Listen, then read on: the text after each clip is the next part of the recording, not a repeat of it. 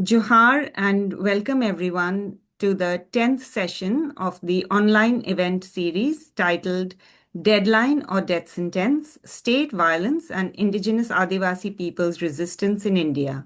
My name is Lotika Singha and I'm speaking on behalf of International Solidarity for Academic Freedom in India, INSAF India. This session is organized by Diaspora Networks in solidarity with Adivasi struggles in India, and I will be moderating today's session. It is my honor to introduce our speakers, Jacinta Kerketa, poet, journalist, and activist, and Santoshi Markam, writer and journalist. Before I go on, it needs to be stated, though, that with the imperial assault we are witnessing on the lands of the people of Palestine, Lebanon, and Iran, we must also acknowledge the global relevance of this session today, and we continue our work while being in solidarity with all those struggles of existential survival. Today's session is titled The Indian State's Attempt to Erase Indigenous Adivasi Cultures and Livelihood Practices.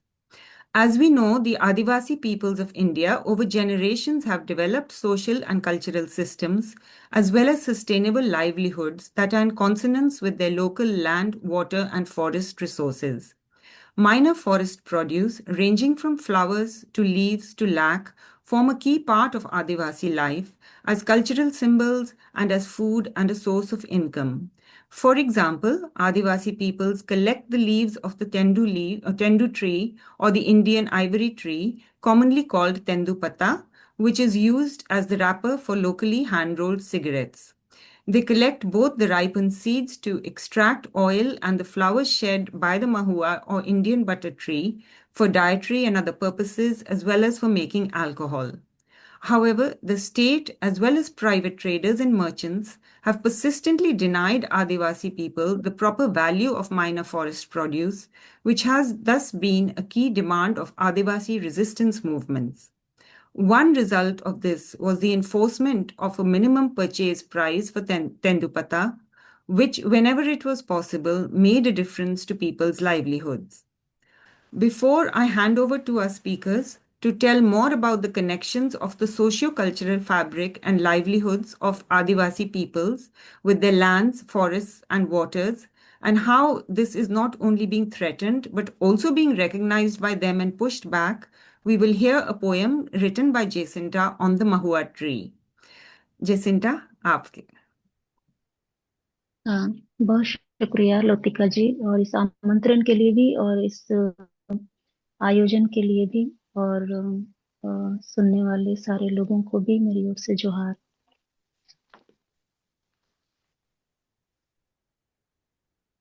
एक कविता से मैं अपनी बात शुरू करना चाहती हूँ। ये कविता मेरे दूसरे संग्रह जड़ों की जमीन से है और कविता का नाम है महुआ चकित है। धूप भी चुन रही है महुआ साथ साथ, जौनी की माँ थकती नहीं, चुनती है महुआ शाम तक।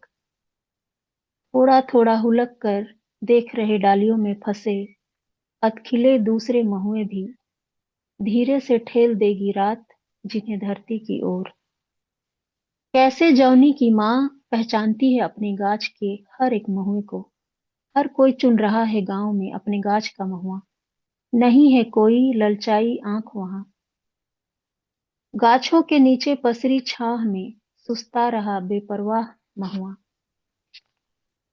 महुआ चकित है बाजार आकर, कैसे कोई आदमी महुआ पीकर उठा ले जाता है किसी भी घर की बाजार से घर लौटती किसी चंपा चंदा फूलों या महुआ को।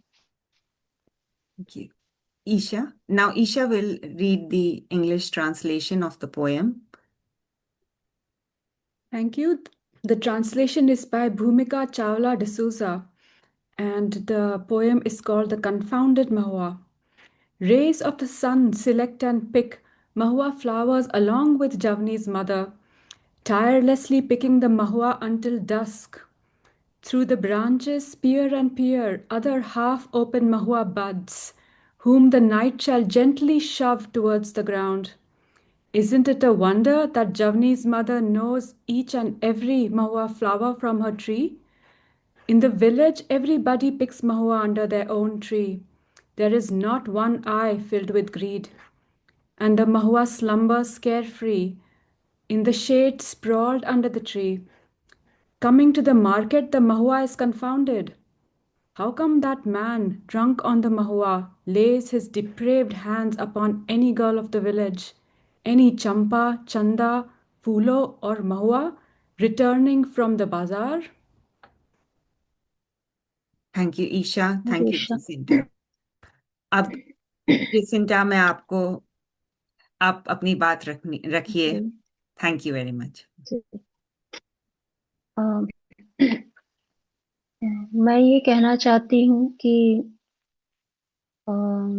भारत में एक बड़ी संख्या है आदिवासियों की, और अ, बहुत गहराई से ये बात महसूस करना चाहिए कि जो आदिवासी समाज है और आदिवासी लैंडस्केप है, तो आदिवासियों का जो जीना है, उनका जीवन शैली है, वो बहुत गहराई से उनके स्पिरिचुअलिटी, उनका जो जीवन दर्शन है धरती को और प्रकृति को देखने का, उससे आदिवासियों का जीवन भी बहुत जुड़ा हुआ है। और आदिवासी जो जीवन दर्शन से जीते हैं, वो जीवन दर्शन की बात भले भारत में होती है या अलग अलग धर्म के लोग उसकी बात करते हैं, लेकिन वो जीवन दर्शन पे बाकी लोगों का जीना बिल्कुल उस जीवन दर्शन पे नहीं है। तो आदिवासी ये बिलीव करते हैं कि धरती में हर चीज एक दूसरे से कनेक्टेड है, और हम भी एज ए इंसान, हम भी इस प्रकृति के बीच में, हम भी हर चीज से हम कनेक्टेड हैं। और इंसानों का, चाहे वो कोई भी समुदाय हो, चाहे वो आदिवासी समुदाय ही क्यों ना हो, उसका इस कनेक्शन को समझे बिना, उसके साथ सामंजस्य बैठाए बिना, उसके साथ चले बिना इंसानी सभ्यता बहुत दूर तक, लंबा नहीं चल पाएगी। तो इसलिए आदिवासी जहां भी हैं, उनका पूरा जीवन में एक तरीके से कोर में एक कोर में कुछ आते हैं। एक तो आजादी उनके कोर में है, साहचर्य में, सामंजस्य में कैसे जी सके, नेचर के साथ कैसे एक दूसरे की परवाह कर सके, ये कुछ मोटी मोटी बातें आदिवासियों के जीवन के कोर में है। तो इसीलिए आदिवासी समाज में जो जीवन जीने का जो मूल्य भी है, उसमें बहुत दूसरे पर भरोसा करना, चाहे वो जानवर हो चाहे इंसान हो, हम साथ में एग्जिस्ट करते हैं, इसलिए हम कैसे एक दूसरे के ऊपर भरोसा कर सकते हैं। वो भरोसे से आप का डर चला जाता है, आप एक दूसरे के साथ कैसे जी सकते हैं। और नेचर से हम जितना जरूरत है इतना ही ले लें, वो चलेगा। और इंसान के रूप में आदिवासी ये समझते हैं कि क्योंकि हमारा बुद्धि चलता है, तो हमारी थोड़ी ज्यादा जिम्मेदारी है कि हम बाकी चीजों को भी कैसे थोड़ा परवाह करें। तो इसलिए माटी हो, पानी हो, पहाड़ हो, लोग बहुत धीरे से सोच समझ के उसके साथ में सामंजस्य के साथ जीते हैं। लेकिन भारत में जो एक दूसरा बिलीफ सिस्टम है, वो भी अपना सर्वाइवल देख रहे हैं, वहां भी लोग अपना सर्वाइवल देखते हैं। लेकिन उसमें एक बिलीफ सिस्टम है कि ये तो नेचर में हिंसा है, और जो ज्यादा ताकतवर होता है वो किसी को भी खा सकता है, खा जाता है। और जो ताकतवर लोग हैं या ताकतवर शक्तियां हैं, वो अपना वर्चस्व बनाए रखने के लिए या अपने लंबे सर्वाइवल के लिए वो आपस में कैसे एक दूसरे के साथ कनेक्टेड रहें। और यही मूल मूल बातें धार्मिक रूप से भी, धार्मिक धर्म के कोर में भी है, वो आदिवासियों को संगठित धर्मों से बहुत अलग करती है। तो ये जो दो जीवन दर्शन के बीच में ये समाज जी रहा है, और चूंकि एक बड़ा बड़ा जो बहुसंख्यक है वो इसी बिलीफ सिस्टम और इसी सामाजिक राजनीतिक ढांचे के भीतर जी रहा है कि दुनिया इसी तरीके से चलती है। जो जितना ऊपर जाता है, मजबूत होता है, उसको अपना कनेक्शन, अपना नेटवर्किंग ठीक रखना है, ताकि वो थोड़े से लोग ज्यादा समय तक उनके उनके पीढ़ियां कैसे सरवाइव कर सके, हम अपना देख लें। मतलब नदी, जंगल, पहाड़, धरती का कुछ भी हो जाए, हम अपना देख लें कि हम कैसे बचे रहें, और हमारे आराम की और सुख सुविधाएं की चीजें कैसे बचे रहें। तो बहुत व्यापक तरीके से, इसीलिए बहुत धार्मिक लोग भी या बहुत एडुकेटेड लोग भी बहुत व्यापक तरीके से सोच नहीं पाते हैं, खासकर भारत में। जितना भी वो बहुत अच्छे इंसान हो या बहुत पूजा पाठ वाले हों, जो भी हों, पर इतनी व्यापकता तक, अम, इतना गहराई से चीजों को समझ भी पाते हैं, समझ पाने के बावजूद साहस नहीं रहता है कि हम जो समझ भी पाते हैं, हम उसको जीवन में कैसे लाएं। क्योंकि जीवन जीने का पूरा ढर्रा इसी जीवन दर्शन पे चल रहा है कि किसी ना किसी का शोषण का हम खाते हैं। और हमारी पीढ़ियां भी, जो हम एक पीढ़ी, जो ताकतवर लोग हैं, एक पीढ़ी हम अपनी ताकत से जो जमा करते हैं, वो शोषण करके जमा करते हैं, उसको हम बोलते हैं कि हमने मेहनत करके वो जमा किया है। और फिर हमारी उनकी पीढ़ियां भी वही खाती हैं, और वो भी बिलीव करती हैं कि हमारे पुरखों ने तो मेहनत करके हमें दिया है। इतना गहराई से कोई नहीं सोचता है कि हमारे पुरखे क्या कर रहे थे अपने समय में। उनके पास ये अत्यधिक अगर और सुविधाएं जो जमा हुआ है, तो वो अचानक से कहाँ से जमा हुआ? क्या वो किसी का शोषण कर रहे थे, किसी और का मेहनत का हिस्सेदारी ज्यादा कर रहे थे? तो सब अपने अपने स्तर पे उनको लगता है कि हम भी बहुत मेहनत कर, हम सरवाइव कर रहे हैं शहर में, धरती में, और हमको ने तो हमें दिया है वो लग्जरी, हमें वो प्रिविलेज दिया है, उन्होंने भी मेहनत करके दिया है। तो उस जगह पे खड़े होके जब कोई आदिवासी लोगों को देखते हैं, तो उनको लगते हैं कि ये इतना जंगल, नदी, पहाड़ की बात करते हैं, इनके पास तो जमीन है। तो उनको ये ईर्ष्या होती है कि हम इतना मेहनत करते हैं, पैसा के लिए मेहनत करते हैं, और सिस्टम चला रहे हैं, सिस्टम के अनुसार हमें चलना पड़ता है। बट आदिवासी है, बड़े आराम से, सहज से नाचते गाते हुए रहते हैं, और जंगल की बात करते रहते हैं। इनको क्या मेहनत करना पड़ता है? तो दूर से अगर दिखाई पड़ता है, तो आदिवासी इसी रूप में दिखाई पड़ते हैं कि ना ये दिमागी मेहनत करते हैं, ना कुछ नहीं। इस सिस्टम ने, इस देश ने तो उसको बहुत मजदूरी वजदूरी दे ही देते हैं, और उनके पास जमीन है। तो जब सत्ता ये नैरेटिव लेके आती है कि ये अपने इलाकों में, जो इनके पास जमीन है, पहाड़ है, ये बैठे हुए लोग हैं यहाँ पे, और ये गरीब भी लोग हैं, इनका दिमाग भी नहीं चलता है, और मजदूर कैटेगरी के लोग हैं, तो हम इनको मुख्य धारा में लाके ये काम सब तो हम इनको, इनका विकास करना चाहते हैं। बट ये लोग एंटी डेवलपमेंट है। ये देखो, देश के विकास में ये हिस्सेदारी ही नहीं करना चाह रहे। तो सत्ता सत्ता जब नैरेटिव ऐसे लाती है, तो जो अपर कास्ट क्लास और मिडिल क्लास, ये सारे लोग जो ताकत की तरफ देखने के आदी हैं कि ये हमारा भविष्य, या ये यही बेहतर करेंगे, तो सत्ता का नैरेटिव इन्हीं लोगों के बीच घूमता रहता है।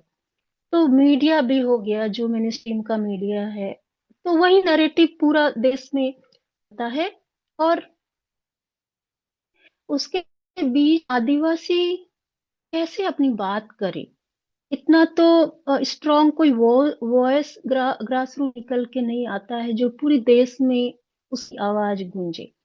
और ग्रास रूट में क्या हो रहा है उसका कुछ स्पष्ट रूप से भी दिल्ली, मुंबई, यहाँ से बैठ के लोगों को दिखाई भी नहीं पड़ता। तो ये नैरेटिव जब फैलता है, दरअसल इन इलाकों से नक्सलवाद खत्म कर रहे हैं। तो बाहर भी लोगों के को ऐसे लगता है कि हाँ, इतना इतना संसाधन है, इतना जंगल है, नदी है, ये आदिवासी बैठे रहते हैं, ना खुद डेवलप करते हैं, इनको तो गरीबी पसंद है, ऐसे ही रहेंगे। बट ये हमारे लिए भी, मतलब देश के भी ये कितने बाधक हैं। तो उनको लगता है कि हाँ, सरकार तो अच्छा काम कर रही है, वो वहां से लोग नक्सलवाद खत्म करेगी तो ठीक है, आदिवासियों के लिए भी शांति हो जाएगा और देश के विकास में भी बात नहीं आएगा। हमारे सरकार को देखो, ये लोग कितना परेशान किए हुए, विकास नहीं करने दे रहे। तो जब ये नैरेटिव, जब जनता की भी ये नैरेटिव जनता भी पसंद करने लगती है। हाँ, तो मैं ये कह रही थी कि इस तरीके से, और ये इस देश में बहुत लोगों को कुछ भी अनुभव नहीं है कि छत्तीसगढ़ कैसा दिखता है, या झारखंड उड़ीसा के इलाके कैसे हैं, खासकर आदिवासी इलाके। तो बिल्कुल कुछ आइडिया नहीं है। तो उनके मन में एक पूर्वाग्रह रहता है, हाँ, ये जो सरकार है इन लोगों का भला करना चाहती है, और हम जैसे सरकार के साथ खड़े रहते हैं, इनको भी उसी लाइन पे आना चाहिए। ये क्यों बार बार जल जंगल जमीन की बात करते हैं, ये क्यों बार बार अलग फिलोसफी की क्यों बात करते हैं। तो ये इसलिए भी है कि अपने ही देश के भीतर अपने ही इलाकों का बिल्कुल जानकारी नहीं रहता है। और ये अनुभव से भी बता सकती हूँ, जब कुछ लोग जो अपर कास्ट हैं, अपर क्लास हैं, जब आदिवासी जमीन पे आते हैं तो उनको लगता है कि जसिंता, ये दुनिया तो हमने देखा ही नहीं है।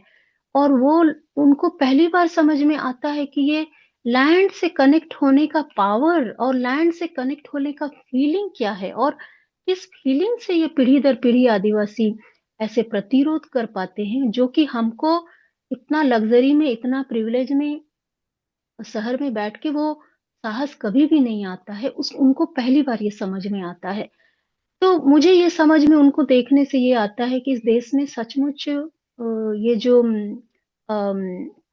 एक दूसरे से हम इतनी दूरी में हैं, लोग इतनी दूरी में हैं कि बिल्कुल कुछ क्लियर और साफ समझ में नहीं आता है। और इसीलिए अम, सरकार का ये नैरेटिव भी बहुत पावरफुली लोगों को मैनिपुलेट कर पाता है।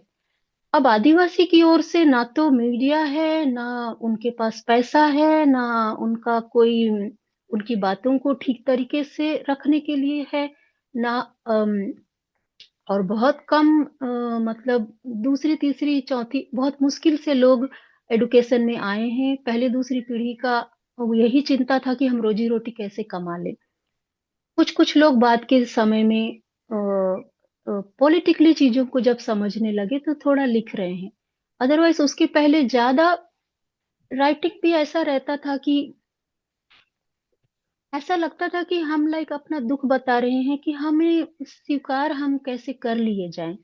ये स्वीकार करने कर किए जाने की भावना से जो जो भी लिखा भी जा रहा था, जिसमें पावरफुली किसी को बोला नहीं जा रहा है कि एग्जैक्टली हो क्या रहा है अपने इलाके में, वो साहित्य भी इतना देश में असर नहीं कर रहा था उस। तो ये सारी चीजें जब हो रही है, तो आदिवासी अपनी तरफ से हम देखते हैं तो मुझे लगता है अपनी जमीन में खड़े होके पूरे देश का जो अंडरस्टैंडिंग है, उनका उनका क्या फीलिंग है, और ये पावर पॉलिटिक्स कैसे काम करता है, इतना नहीं समझ में आता है। क्योंकि आदिवासियों की ना तो यात्रा है, ना अपने इलाके से उन्होंने देश को भी देखा है, ऐसा कुछ भी नहीं है। तो वो यही होप करते हैं कि देश में तो इंसान रहते हैं, तो एज ए ह्यूमन बीइंग उनका ह्यूमैनिटी तो होगा ही थोड़ा सा। तो वो हमको समझेंगे। हम अगर प्रतिरोध करेंगे, हम अपने इलाकों में लड़ेंगे, प्रतिरोध करेंगे, महीने महीने बैठे रहेंगे, दिल्ली चले जाएंगे, वहां बैठे रहेंगे, तो लोग हमको समझ लेंगे। मतलब आदिवासी इतना सेंसिटिवली और इतना मासूमियत से ये समझते हैं कि ये देश के लोग का इंसानियत तो होगा, वो हमको ऐसे समझेंगे और हमारे साथ खड़े रहेंगे। कोई आइडिया नहीं है हमारा कि इस देश में क्या पावर पॉलिटिक्स चलता है, और लोगों का दिमाग कैसे चलता है। और अ, और ह्यूमैनिटी की बात करते हुए भी लोग अच्छे बने रहे, धार्मिक बने रहे, और फिर भी साहस नहीं है। है इतना पावर में बैठ के भी साहस नहीं है, और उनको वहां से दिखाई भी नहीं पड़ता है कि और उनको उनको फीलिंग वीलिंग का कुछ समझ नहीं है। तो आदिवासियों को ऐसे बस्तर से, झारखंड से, छत्तीसगढ़ से ऐसे नियमगिरी से कहाँ पता चलेगा कि इस देश में जो जिस दर्शन पे, जीवन दर्शन पे, और जिस फिलोसॉफी पे, जिस ह्यूमैनिटी पे हम बिलीव करते हैं, इस देश में और भी इंसान हैं, जीवित इंसान हैं, वो भी थोड़ा समझेंगे, ऐसा समझते हैं। और बिल्कुल ये डिफरेंट डिफरेंट जोन में सब लोग रहते हैं। सबका अपना सुरक्षा और डर, सबके अपने सुरक्षा और डर हैं। और कौन किसके साथ खड़ा है, ये तो पहाड़ और जंगल से तो आदिवासियों को नहीं पता चलता है। तो वो अपनी लड़ाई अपने तरीके से लड़ते रहते हैं। और लोग जो अपर कास्ट और क्लास से आदिवासी इलाकों में आते हैं, उनके साथ खड़े होते हैं, उनके उनके साथ जीते हैं, और जीते जीते महसूस करते हैं कि इस जमीन पे खड़े होने से देश और उसका पॉलिटिक्स और वो कितना डिफरेंट दिखाई पड़ता है। तो वो लोगों के साथ खड़े होते हैं, और लोग बहुत कृतज्ञ रहते हैं कि ये लोग हमारे साथ आके हमारे संघर्ष में खड़े हैं। तो तो ये मतलब एक मैं कोशिश कर रही हूँ एक खींचने की कि क्या अंडरस्टैंडिंग है और क्या फीलिंग है, और एक ही देश के भीतर कैसे चीजें दिखाई पड़ती हैं। तो ये अ, इतने वेल एडुकेटेड लोग, इतने पावरफुल लोग, इतने सारे लोग सत्ता के साथ, उसके नैरेटिव के साथ जब खड़े रहते हैं, तो इतने बड़े देश में फिर आदिवासियों को पूरी तरीके से खत्म होने से कौन बचा सकता है। तो आदिवासी वही प्रकृति की शक्ति से, वो जो उनका जीवन ह्यूमैनिटी पे बिलीफ है, वो जो वैल्यू है कि हम जो एक ऐसी दुनिया के सपने देखते हैं जिसमें सब चीज हम कनेक्टेड में कैसे साथ जिएंगे और साथ मरेंगे, उसी आई थिंक वही ताकत, वही वैल्यू का ताकत से वो लोग बहुत साहस के साथ अपनी जमीन पे खड़े रह के लड़ते हैं, और मारे भी जाते हैं, मारे भी जा रहे हैं। तो अम, तो ये सारी एक स्थिति है भारत में। और अ, ये जो भी नैरेटिव ऊपर से आ रहा है, और जिसको मीडिया भी बहुत भड़काती है, उस नैरेटिव के तहत सिर्फ नक्सलवाद या एंटी डेवलपमेंट ऐसे लोग जो बोलते हैं उनको खत्म करने की बात नहीं है। इस सारे नैरेटिव का एक बहुत बारीक से डिफरेंट एंगल से भी उसका यूज होता है। तो कोई भी आदिवासी, कोई भी प्रतिरोध का आवाज अगर आदिवासी जमीन से उठता है, तो ये बहुत इजी होता है कि उस नैरेटिव के तहत आप उनको भी, शायद उनको भी आप जेल में डाल सकते हैं, उनको भी आप खत्म कर सकते हैं। और आदिवासी इलाके में जितने भी अ, इस कथित मुख्य धारा की मानसिकता से जो ब्यूरोक्रेट्स भी बैठे रहते हैं, उनकी बिल्कुल कोई अंडरस्टैंडिंग नहीं रहती है। कोई कोई थोड़े सेंसिटिव हो सकते हैं कि हाँ, मतलब मुझे गरीबों की मदद करनी है और भला इंसान बनना है, तो थोड़ा आदिवासियों का कुछ पॉलिसी और नीति वो सब थोड़ा देख सकते होंगे। ज्यादातर ब्यूरोक्रेट्स की भी वही मानसिकता रहती है कि इतने माइनिंग वाले एरिया में, इतने खनिज संपदा के ऊपर ये आदिवासी बैठे हुए हैं, और इनका मतलब अ, इनको इनको इतना इस देश के भीतर इनको ये देने का क्या जरूरत है। इनको तो यहाँ से हटाना चाहिए, और इनका जगह मजदूर के रूप में, डोमेस्टिक वर्कर के रूप में यही सब है। मतलब वो इस तरीके से देख पाते हैं। तो इतने वेल एडुकेटेड लोग भी आदिवासी इलाके में रहते हुए भी आदिवासियों का बहुत कोई वो भला नहीं कर पाते हैं, बहुत हित नहीं कर पाते हैं, या उनके संघर्ष में किस तरीके से उनको मदद करें वो नहीं कर पाते हैं। तो पूरा ग्रास रूट तक एक ऐसी मानसिकता का जाल फैला हुआ है जो सत्ता के नैरेटिव को ही मजबूत करती है। तो आदिवासियों का संघर्ष भारत के भीतर में वो कितना कठिन है, और ये एक तरीके का आंतरिक उपनिवेश भी है। मतलब हम जब विदेश में हम देखते हैं कि हर देश ने किस किस को उपनिवेश बनाया, किन किन देशों का, तो हमें बहुत वो फील होता है कि अच्छा अल्जीरिया की भी हालत ऐसी थी, अच्छा लैटिन अमेरिका में भी ये हो रहा था, अच्छा ऑस्ट्रेलिया के आदिवासियों के बीच में भी ये हुआ था। हम अपने देश को जब देखते हैं, हमारे देश किसी को उपनिवेश बनाने नहीं गया। वो इतना रिच है कि वहां पे थोड़े से लोग बैठ के अपने ही देश को, अपने ही देश में अपने ही लोगों को, मतलब अपने लोग बोले या ना बोले, वो अपने ही देश के भीतर में उपनिवेश बना के जी रहे हैं, खा रहे हैं, और पावर और प्रिविलेज और संसाधन कलेक्ट कर रहे हैं।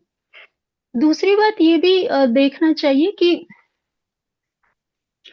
और आई थिंक भारत के भीतर से, आई थिंक नस में ये कास्ट सिस्टम कभी नहीं जा सकता है। और उसका बहुत रूप रूप से वो काम करता करता है। वो शहर में भी उसका बारीक घुसा हुआ उसका रूप दिखाई पड़ेगा। तो जब हम ये देखते हैं कि जिनको जो ताकत मिला, लाइक एडुकेशन, जिनको किताबों का लिखने पढ़ने का जिनको अवसर मिला, पीढ़ी दर पीढ़ी उन्होंने नॉलेज का पावर एक उन्होंने पकड़ के रखा, वो भी आपको पावर देता है। बाकी लोग हैं जो व्यवसायी हैं, उन्होंने पैसा को पकड़ के रखा। तो पैसा और नॉलेज मिलकर के वो आज के समय में देश को चला रहे हैं। तो अब दूसरे के पास क्या है, और बाकी लोग हैं ये सिस्टम के भीतर, हम अपना कैसे प्रिविलेज देख लें, कैसे अपने को सुरक्षित रखें। तो सबसे बड़ा जो ताकत है वो आदिवासियों के पास है, क्योंकि उनके पास जमीन है। वो पहाड़ों में, जमीनों में, नदी किनारे में बैठे हुए हैं, और पीढ़ी दर पीढ़ी ऐसे बैठे हुए हैं कि क्लेम भी है कि हम यहाँ से हिलेंगे नहीं।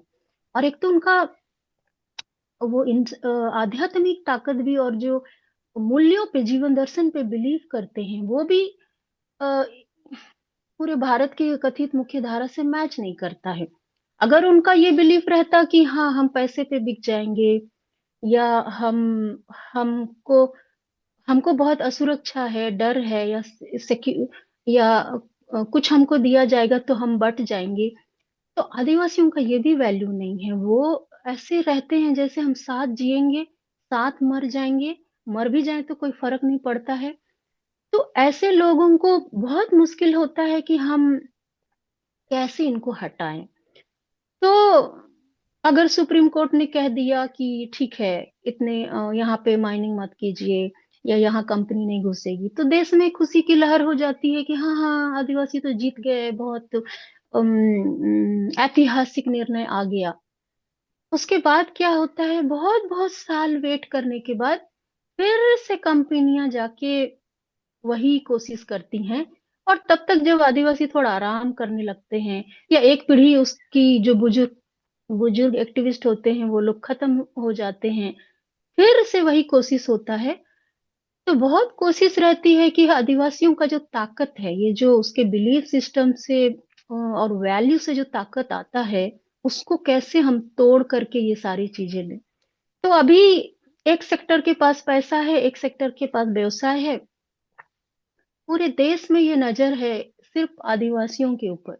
या पहले तो आप उनका भाषा, कल्चर, ये सब चीज मिक्स कीजिए, उसको संगठित धर्म के फोल्ड में लाइए, ताकि इजी हो उसको कंट्रोल करना, फिर इजी होगा। फिर उस धर्म के भीतर आपकी जगह क्या है, आपको कैसे इस धर्म के भीतर हम सिखाएंगे आपको जीना, ये सब इजी होगा। वो अपने पूरे उस जीवन दर्शन से भी वो विस्थापित होंगे।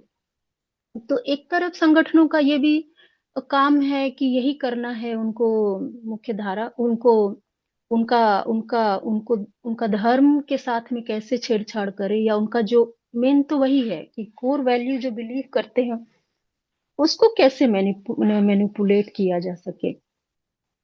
और दूसरा है तो एक संगठनों के माध्यम से वो हो रहा है, और दूसरा है सरकार और हाँ, वो अपने नैरेटिव से काम कर रही है कि हम अलग अलग नैरेटिव से आदिवासियों को उस इलाके से कैसे विस्थापित करें या बेदखल करें, ताकि हम कंपनियों को वो दे सकें। तो पूरा मामला मुझे जो दिखाई पड़ता है यही है कि अ, पैसा और नॉलेज बैठ के वो लैंड हम कैसे ग्रैब करें, वो पहाड़ और वो हम इलाका कैसे लें जहाँ पे आदिवासी हैं। आदिवासी अगर शहर में मजदूरी कर रहे हैं तब तो अच्छे हैं, या वो सिर्फ प्रतिरोध नहीं करते हैं, नाचते गाते हैं, तो प्यारे ही लगते हैं। लेकिन वो उस लैंड में बैठे हुए हैं, वही सबसे बड़ा दुख का बात है कि देश के लिए बहुत दुख का बात है कि हमको डेवलपमेंट नहीं किया जाने दे रहा है, क्योंकि ये लोग सब खनिज वाले लैंड पे बैठे हुए हैं।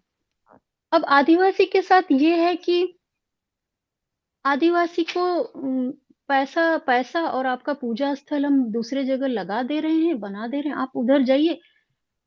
अ, इसका बहुत ज्यादा कोशिश हो रहा है कि अगर आप पूजा करते हैं पहाड़ को, तो फिर हम आपके लिए पहाड़ का कोई साइन बना देंगे, कोई मंदिर बना देंगे, आप उधर पूजा कीजिए।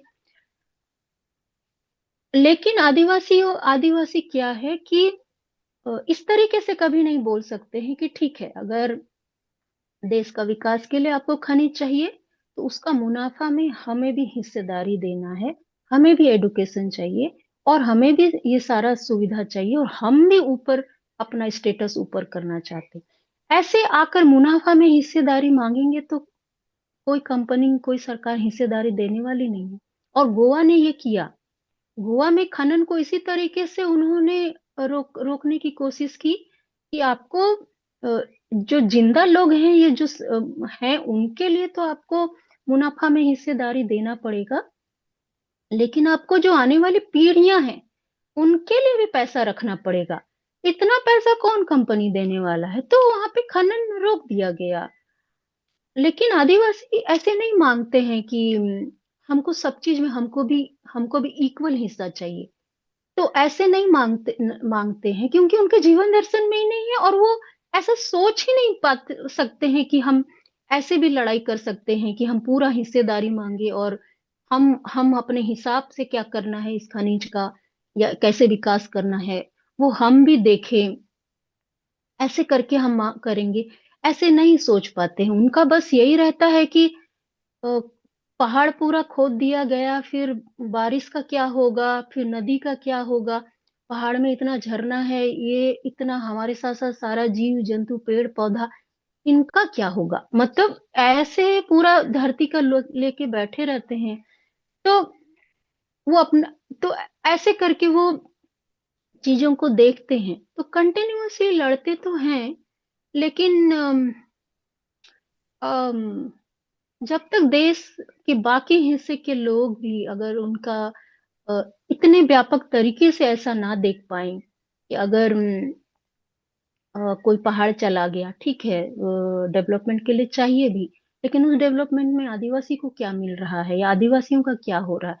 या फिर इस तरीके से ना देखे कि हाँ, ये सच बात है कि आदिवासी ये मानते हैं कि अगर आप खनिज भी ले रहे हैं, लेकिन फिर से अगर उसी तरीके को पहाड़ को नहीं बना रहे हैं, नहीं बचा के भी रख रहे हैं, तो फिर बादल का क्या होगा, बारिश का क्या होगा? और ये तो सभ्यता तो ऐसे बचेगी नहीं। इतने व्यापक तरीके से अगर देश के बाकी हिस्से के लोग भी ना सोचे, ना देखे, तो आदिवासियों का अ, बचा रहना और उनका लड़ाई का भी बचा रहना तो बहुत मुश्किल है। तो जी। आदि तो आदिवासी उम्मीद करते हैं देश की तरफ, इस उम्मीद से देखते हैं कि उनकी भावनाओं को, उनका जो व्यापकता है धरती को देखने का, उसको लोग समझ पाए और उनकी लड़ाई के साथ खड़े हों। तो मैं बस इतना ही कहना चाहती हूँ। And thank you so much. Jacinta shared with exquisite thoughtfulness both the crisis that we are going through, whole of humanity is going through, and but is the burden of which is falling on the Adivasis. मैं आप लोग से विदा लूंगी, हाँ जी, हाँ जी, और आप बहुत आप धन्यवाद, और जोहार आप लोग को। हाँ, thank you so much, Jacinta ji. And now I will ask Santoshi ji to speak. हाँ जी, संतोषी जी। सबको जोहार। मुझे इस प्रोग्राम में बोलने का मौका देने के लिए एक बार फिर इंसाफ इंडिया को शुक्रिया। तो मैं सबसे पहले थोड़ा सा मैं अपना इंट्रोडक्शन देना चाहती हूँ कि मैं यहाँ तक कैसे आई हूँ। तो मैं मध्य भारत के बस्तर इलाके से आती हूँ, जो बाहरी लोगों के नज़र में एक अत्यंत पिछड़ा हुआ इलाका माना जाता है, जबकि वास्तव में देखने से वो बहुत सारी खनिज संपदाओं से भरपूर एक समृद्ध इलाका है। मैं एक गोंड आदिवासी समुदाय से आती हूँ, जिसे कोया भी कहा जाता है। और मेरी पढ़ाई एक हिंदू चैरिटी संस्था रामकृष्ण मिशन आश्रम के बोर्डिंग स्कूल से हुई थी। और मेरे फैमिली में मैं और मेरे भाई पढ़ाई में कदम रखने वाले पहला जनरेशन है। तो मैं जिस स्कूल में पढ़ी हूँ उसके बारे में मैं थोड़ा बोलना चाहती हूँ कि जैसे स्कूल में कदम रखते हैं, वैसे ही हमारे खान पान, भाषा, उठना बैठना, पूजा पाठ आदि के जरिए हमारा परायाकरण शुरू हो जाता है। और धीरे धीरे हमारे अंदर के आदिवासीपन को खत्म करके हमें हिंदू, जो कि भारत का सबसे बड़ा रिलीजन है, के तौर तरीकों में ढालने की प्रक्रिया शुरू हो जाती है। हमारी भाषा, खान पान, रहन सहन, आचार व्यवहार, जो आदिवासी तरीके हैं, उन सब से धीरे धीरे काट दिया जाता है।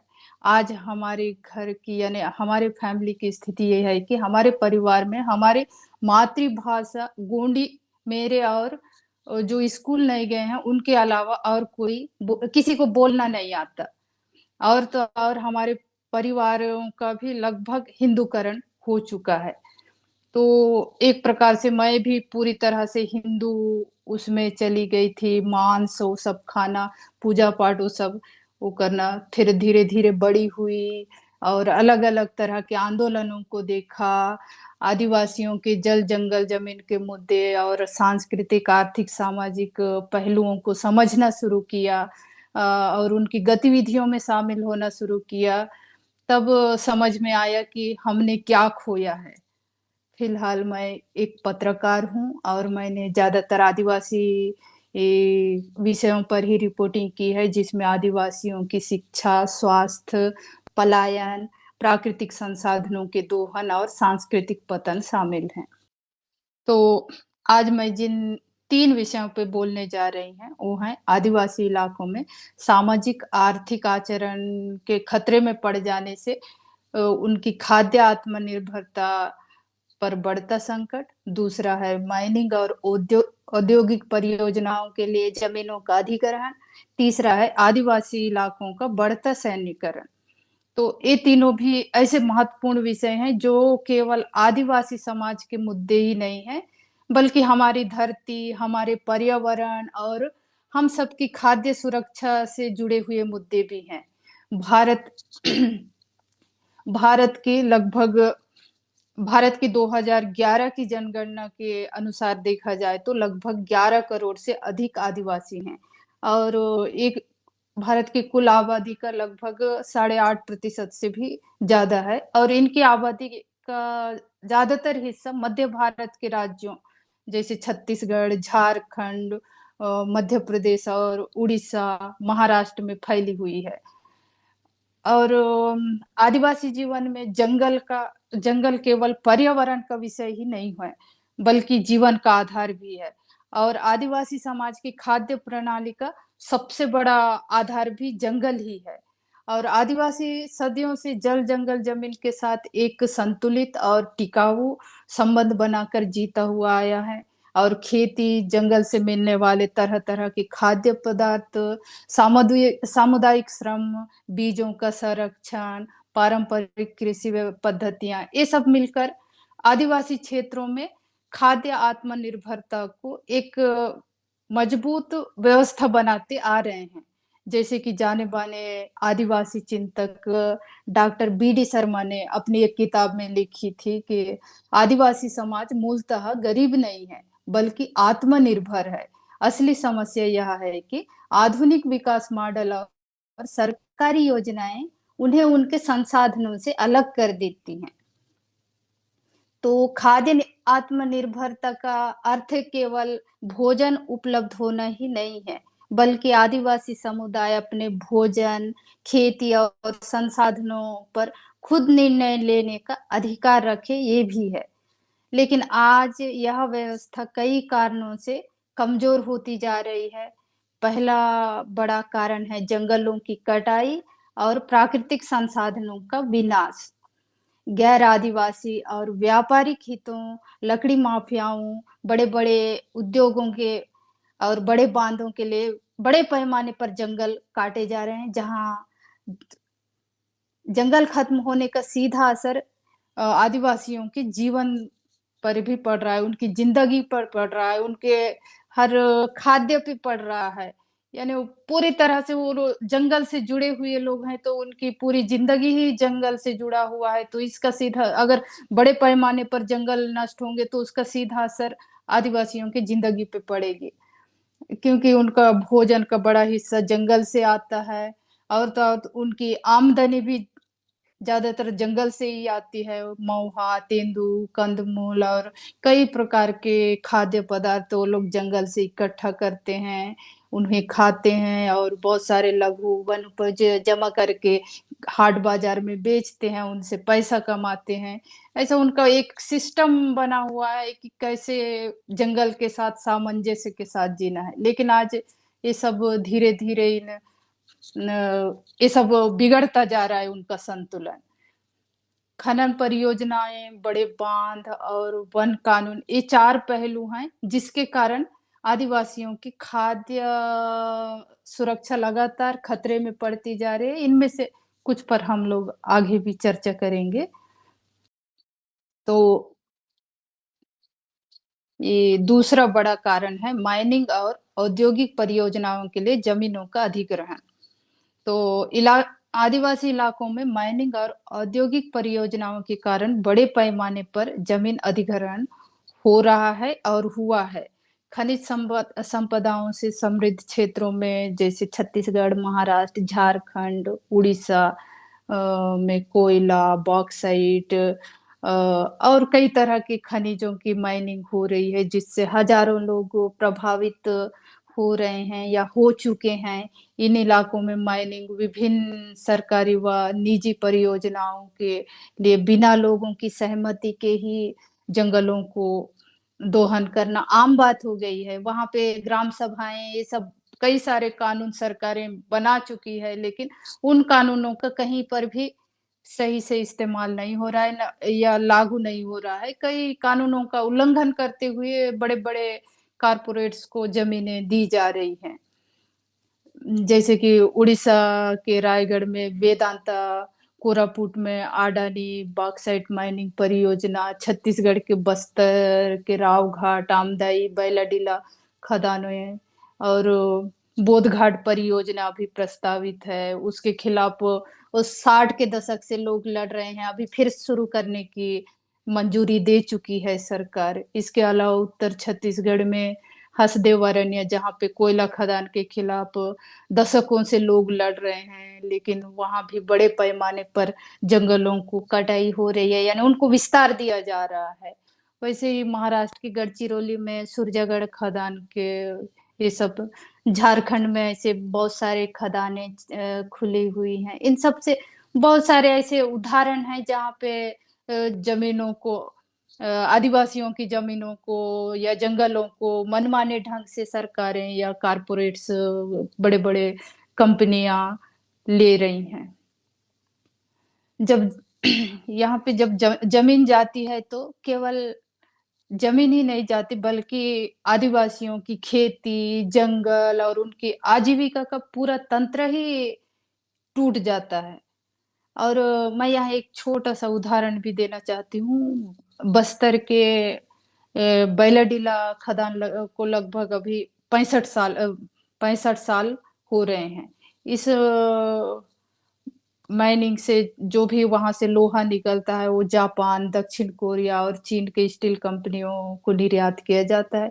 इस माइनिंग के कारण दर्जनों गांव उजाड़ दिए गए हैं और वहां से गुजरने वाली 2 नदियां जो शंखनी और डंखनी है, उनका पानी हमेशा के लिए प्रदूषित हो चुका है। उन नदियों के किनारे बसे सैकड़ों गांवों में लोगों को पीने के पानी की किल्लत से लेकर खेतों की बर्बादी, कई तरह की बीमारियां, ऐसी बहुत सारी समस्याएं हैं। फिर इनको हल करने के लिए सरकारें कुछ नहीं कर रही हैं। ये सब चीजें भी हैं। इसके अलावा बगल के ही महाराष्ट्र के गढ़चिरौली में वो सूरजगढ़ लोहा खदान के आसपास के इलाकों की भी यही बर्बादी की हाल है। इस पर मैंने एक रिपोर्ट भी की थी जिसमें लोग बता रहे हैं कि सूरजगढ़ खदान से निकलने वाली लाल पानी की वजह से वहां उन पहाड़ों से निकलने वाली जितनी भी नदियां हैं वो सब पूरा प्रदूषित हो रही हैं, और वहां के जो नदी में पहले जीव जंतु थे वो सब मर रहे हैं। लोगों को अभी वहां, पहले लोग वहां मछली शिकार करके खाते थे, वो मछलियां नहीं मिल रही हैं। ऐसे बहुत सारे, और वहां से जो धूल मिट्टी निकलती है उससे उनके खेतों में पूरा परत परत जम के वो खेत बंजर हो रहे हैं। इस तरह के, और सरकार पे ये भी आरोप है कि कई नियमों को उल्लंघन करते हुए माइनिंग कंपनियों को यहाँ पे धड़ल्ले से अनुमति दी जा रही है, जिससे पर्यावरण के साथ साथ स्थानीय आदिवासी समुदायों की आजीविका को बहुत सारा नुकसान हो रहा है। फिलहाल गढ़चिरौली में लगभग 23 अलग अलग खदानें प्रस्तावित हैं। ऐसी माइनिंग योजनाओं का परिणाम क्या हुआ है कि जो जमीनें एक समय आदिवासी किसानों की थी, उन्हीं जमीनों पर आज लोग दिहाड़ी मजदूर बन के काम करने के लिए मजबूर हो गए हैं। कई लोग रोजगार की तलाश में शहरों की ओर प्रवासी मजदूर बनकर जा रहे हैं या जा चुके हैं। बस्तर और आसपास के कई इलाकों से हर साल बड़ी संख्या में लोग तेलंगाना, आंध्र प्रदेश, तमिलनाडु, कर्नाटक, महाराष्ट्र या देश के विभिन्न राज्यों में मजदूरी के लिए पलायन करते हैं, और वहाँ इनका बड़े पैमाने पर आर्थिक, शारीरिक शोषण भी और मानसिक शोषण भी हो रहा है। दरअसल वो लोग शोषण की दोहरी मार भी झेल रहे हैं जो शहरों की ओर पलायन करके गए हैं। शहरों में गंदी बस्तियों में बदहाल हाल में जिंदगी जीने को मजबूर हो रहे हैं। किसी भी सुविधा और अधिकार के बगैर गुलामों की तरह जिंदगी जीने को विवश हो रहे हैं। जो जंगल पूरा हमारा है, जंगल ही अपना पूरा वो है समझने वाले, आज शहरों में गुलामी की जिंदगी जी रहे हैं।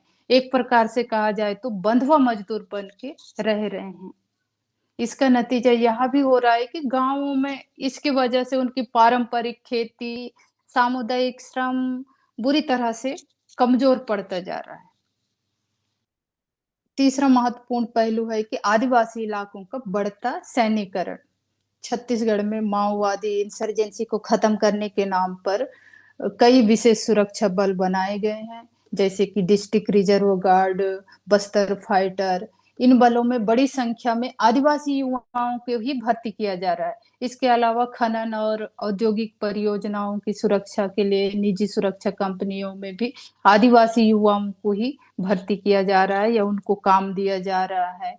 यह स्थिति एक अजीब विरोधाभास को भी पैदा करती है। यहाँ मैं एक उदाहरण देना चाहूंगी। हाल ही में मैं एक स्टोरी के सिलसिले में एक डीआरजी जवान से बात की थी जो अबुझमाड़ में अभी अभी खुले कैंप में पदस्थ है, और वो पहले माओवादी पार्टी में काम कर चुका है। तो पहले मैं वहाँ अभी क्या स्थिति है वो बताती हूँ। उसके बाद उसने क्या कहा था वो मैं बताऊंगी।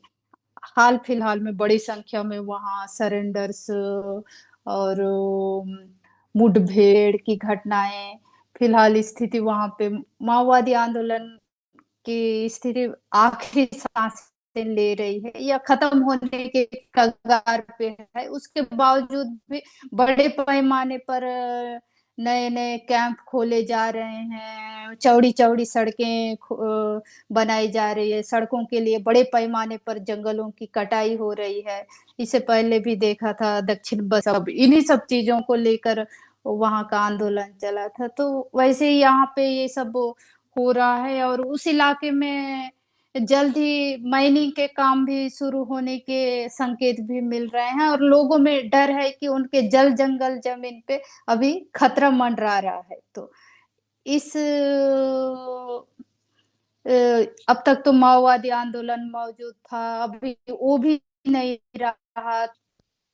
इसके तो मैं अबुझमाड़ का एक उदाहरण बता रही थी कि वहाँ पे बड़े पैमाने पे ये जो वो सैन्यकरण हो रहा है, चौड़ी-चौड़ी सड़कें बन रही हैं। यानी अबुझमाड़ एक ज़माने में बाहरी लोगों के एंट्री के लिए प्रतिबंध था, क्योंकि वहाँ माड़िया जनजाति के लोग रहते हैं, जो आदिम जनजाति माना जाता है। वो बीजेपी सरकार आने के बाद 2009 में वो प्रतिबंध हटा दिया और बड़े पैमाने पर वहाँ भी माइनिंग वगैरह, माइनिंग बोल रहे हैं, ये सुरक्षा कैंप वगैरह लग रहे हैं। तो अभी लोग ये डीआरजी के पास आके पूछ रहे हैं कि अभी बड़े पैमाने पे माइनिंग शुरू होने की वो सब आ रही हैं, खबरें आ रही हैं, तो हम लोग अगर माइनिंग के खिलाफ लड़ेंगे तो आप उसमें हमारा साथ देंगे या हमारे खिलाफ खड़े रहेंगे। तो इस तरह का यानी आपस में लोगों के अंदर एक तो लोग ही उनको विरोध करने वालों को दबाने के लिए भी आदिवासी ही हैं और विरोध करने वाले भी अब आदिवासी ही होंगे, तो दोनों के बीच में एक विरोधाभास यहाँ पे अजीब स्थिति बन रही है।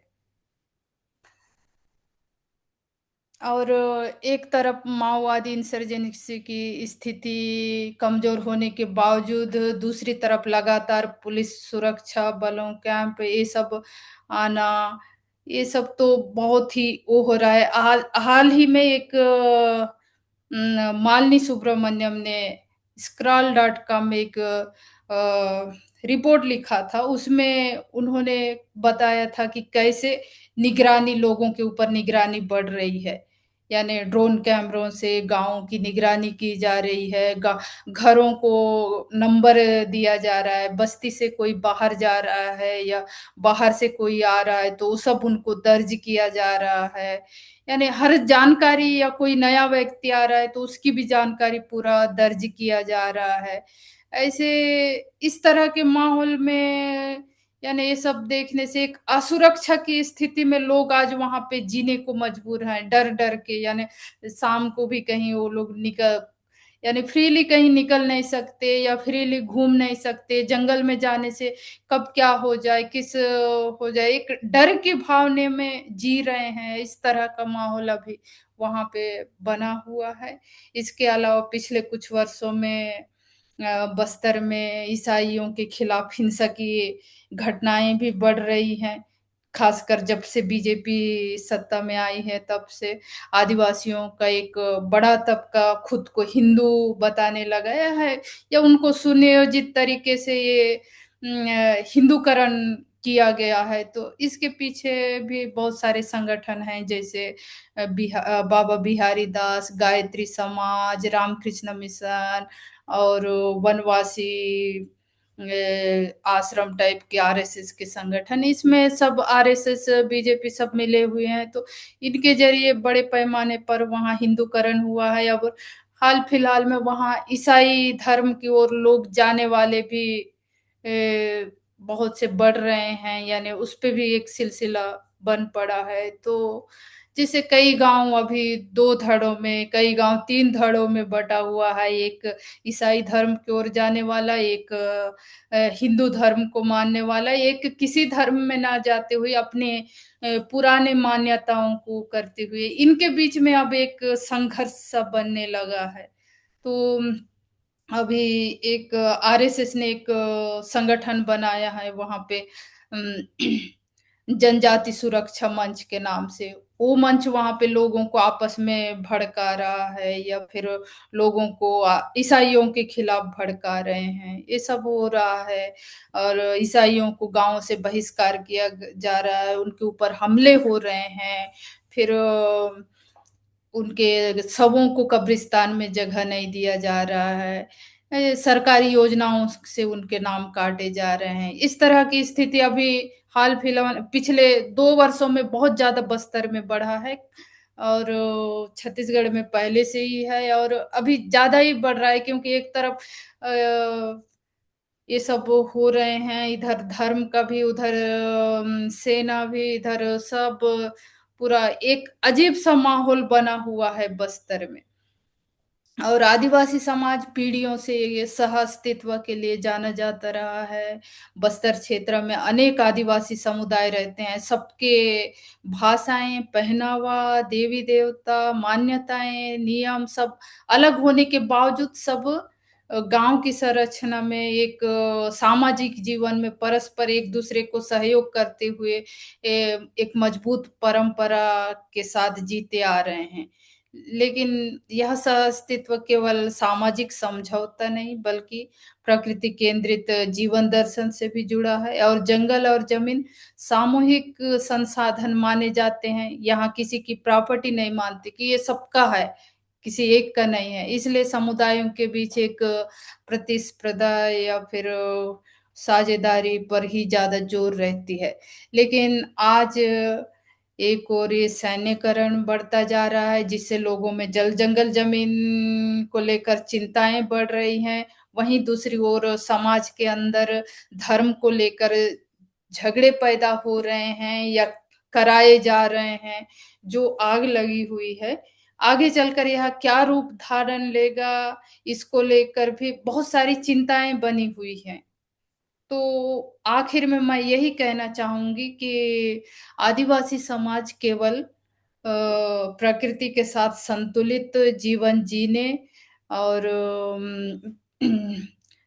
संतुलित जीवन जीने की एक परंपरा है। अगर यह परंपरा खत्म होगी तो हम केवल एक संस्कृति को ही नहीं खोएंगे, बल्कि प्रकृति के साथ संतुलित जीवन का एक ज्ञान भी खो देंगे।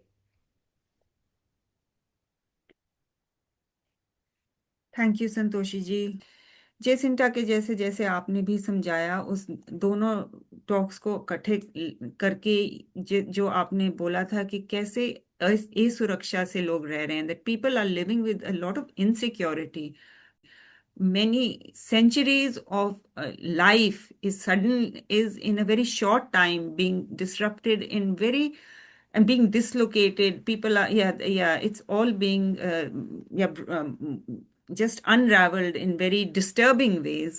एक लास्ट में क्वेश्चन आया था और वो है कि Santoshi ji, how Adivasis can make themselves politically strong to safeguarding the nature.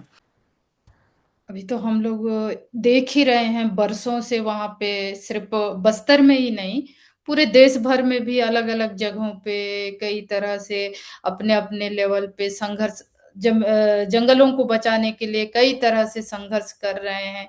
Mining कंपनियों के खिलाफ आंदोलन कर रहे हैं। अभी हसदेव अरण्या को ही देखिए, उसमें तो लगभग 12-13 साल से लोग लड़ रहे हैं कि उसको रोका जाए, कानूनी तौर पे लड़ रहे हैं, धरना प्रदर्शन दे रहे हैं, कोर्ट में जा रहे हैं, हर तरीके से लोग लड़ रहे हैं। और लोगों के अंदर ये चेतना भी है कि हम लोग, हमारी जल जंगल जमीन चली गई तो हमारी जिंदगी ही पूरी चली जाएगी, हम पूरा बर्बाद हो जाएंगे। उनको जल जंगल जमीन को लेके जागरूकता ऑलरेडी बहुत पहले से है।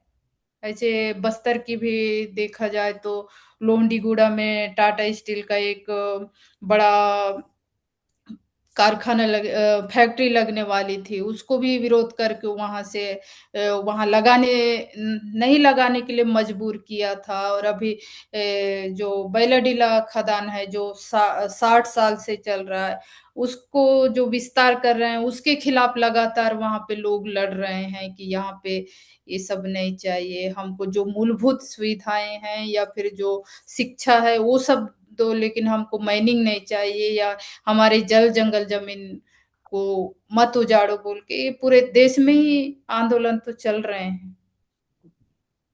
Yeah, thank you. So, like what you said, that people know and people are aware of what is happening to them and they are fighting.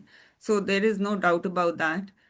So, हम एंड में एक छोटी सी 4-5 लाइनों की पोयम हमने जेसिंटा की पढ़ने का सोचा था। जेसिंटा जी को तो जाना पड़ा है, लेकिन मैं रिक्वेस्ट करूंगी कि ईशा आप ये पोयम इंग्लिश और हिंदी और इंग्लिश में दोनों में ही पढ़ दें, क्योंकि मुझे लग रहा है वो पोयम बहुत ज़रूरी है।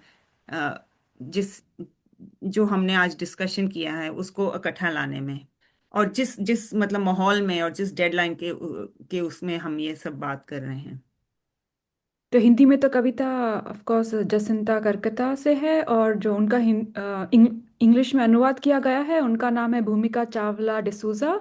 और अभी मैं पहले हिंदी में कविता पढ़ती हूँ जिसका नाम है मौत का मसौदा। मुझसे पूछे बिना तय हो चुकी है मेरी खुशियों की परिभाषा, और उबलते हुए मेरा खून पूछ रहा है मुझसे खुशियों का कर वादा, कैसे तैयार कर सकता है कोई तुम्हारे सामने ही तुम्हारी मौत का मसौदा।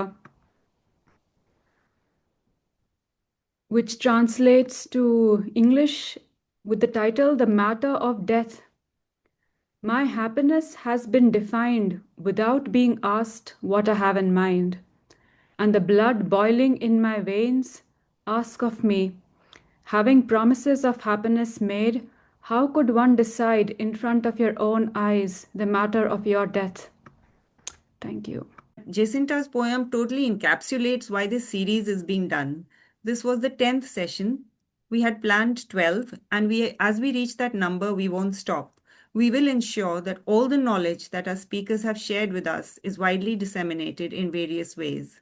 But this is not merely just to impart information, but to insist that the struggle for Jal Jangal Jameen in India's Adivasi heartlands is a key part of the worldwide indigenous struggles that demand public attention and response now, as we see what is happening to the planet through deforestation, through mining, and as we are seeing in West Asia, through just use of bombs. So thank you so much, and we hope that you will remain engaged with us we will announce the next session very soon. Thank you again, and sabhi Thank ko you. johar and sabhi ko जोहार। johar. जोहार। Johar.